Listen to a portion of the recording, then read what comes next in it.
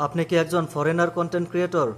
আপনার ভিডিওতে কি ভিউ হচ্ছে না? আপনার কি পর্যাপ্ত পরিমাণের ফলোয়ার্স নেই? তাহলে এখনই চলে আসুন আবেগের দেশ বাংলাদেশে। কি আমার কথা বিশ্বাস হচ্ছে না? তাহলে দেখুন, এই যে এখানে একটা আইডি দেখতে পাচ্ছেন, ওনার নাম হলো ম্যাট শো। শো মানে জুতা আর কি, আর ম্যাট অর্থ তো ওই পাপোশ যেটা বলি আমরা বাংলাতে। তো দুটোটাই কিন্তু পায়ের নিচে থাকে। তো যাই হোক, ওনার নাম হচ্ছে ম্যাট শো। তো ওনার বর্তমান ফলোয়ার্স আছে 33,000। তো এখন আমি একটা জিনিস খেয়াল করলাম, সেটি আপনাদের জন্য দেখানোর জন্য আমি এই ভিডিওটা করতেছি। তো বিষয়টা দেখেন, ওর ফলোয়ার্স বর্তমানে 33,000।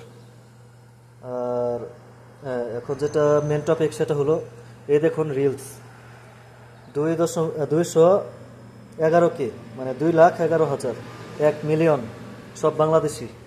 এই ভিডিওগুলো সব বাংলাদেশের, সরি, সবগুলা বাংলাদেশের। এই যে ভিডিও বাংলাদেশের, এটাতে আসছে 15 মিলিয়ন।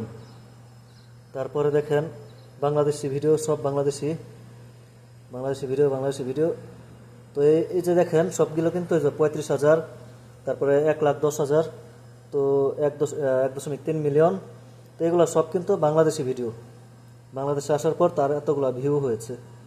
তো এখন আমি যেটা দেখাতে চাইতেছি সেটা দেখলে আপনার কপাল, সরি, আপনার চোখ কপালে উঠে যাবে। এই দেখুন বাংলাদেশের ভিডিও এই জায়গায় শেষ, 1.3 মিলিয়ন ভিউ, এটা বাংলাদেশি ভিডিও। তো এখানে দেখেন এটা হচ্ছে ফিলিপাইনের, খুব সম্ভবত ফিলিপাইনি ভিডিও। এই দেখেন 16,200, মানে ফিলিপাইনে গিয়েও সে এতটা ভিউ ব্যবসা করতে পারে না যতটা ভিউ ব্যবসা বাংলাদেশে এসে করছে।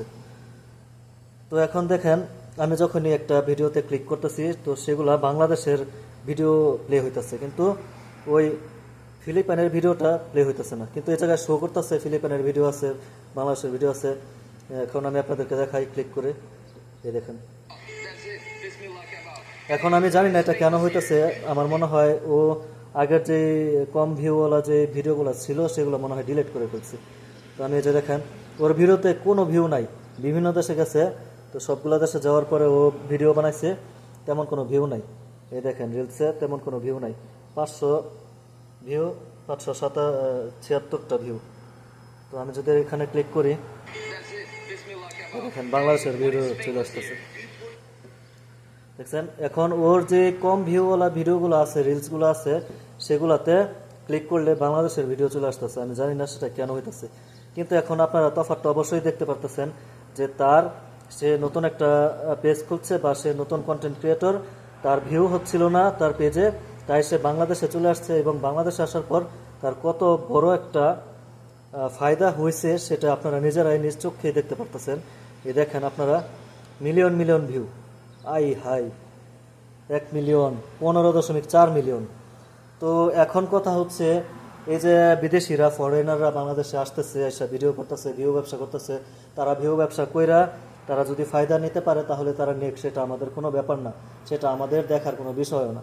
এখন আমাদের কথা হলো, এই ফরেনাররা যখন বাংলাদেশ তারা ভিজিট করতেছে, তখন তাদের কাছে আমাদেরকে আরও সৎ হতে হবে, আমাদের দেশটাকে আরও ক্লিন রাখতে হবে, যেহেতু তারা আমাদের দেশটাকে রিপ্রেজেন্ট করতেছে বহির্বিশ্বে বা পুরা ওয়ার্ল্ডে।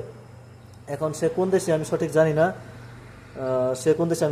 কিন্তু তার ভিডিওটা তার দেশে কিন্তু এটা প্রচার হচ্ছে, বাংলাদেশটাকে সে শো করতেছে। তো এখন আমরা যদি তার সাথে প্রতারণা করি, তাহলে সেটি বাইরের দেশের মানুষরা দেখতে পারবে যে বাংলাদেশি মানুষগুলা ফরেনারদের সাথে এরকম প্রতারণা করে, খারাপ ব্যবহার করে। আবার দেশটা যদি আমরা নোংরা বানিয়ে রাখি, তাহলে সেটাও মানুষ দেখতে পাবে যে আমরা বাংলাদেশটাকে নোংরা বানিয়ে রাখি। তো আরও ফরেনাররা আসতে চাবে না। এখন ফরেনার আসার এবং বাংলাদেশে ভিজিট করার অনেক ফায়দা রয়েছে, যেমন তারা ভিসা নিয়ে থাকে, তারা ট্রাভেল করে, এ জায়গায় আমাদের অনেক বৈদেশিক মুদ্রা অর্জিত হয়। তো তাই আমাদেরকে সবাইকে উচিত বাংলাদেশটাকে পরিষ্কার পরিচ্ছন্ন রাখা এবং আমাদের অন্তরটাকেও পরিষ্কার পরিচ্ছন্ন রাখা, যেন আমাদের বাংলাদেশের মানুষকে বাইরের দেশের মানুষরা কোনোভাবেই খারাপ মনে না করতে পারে।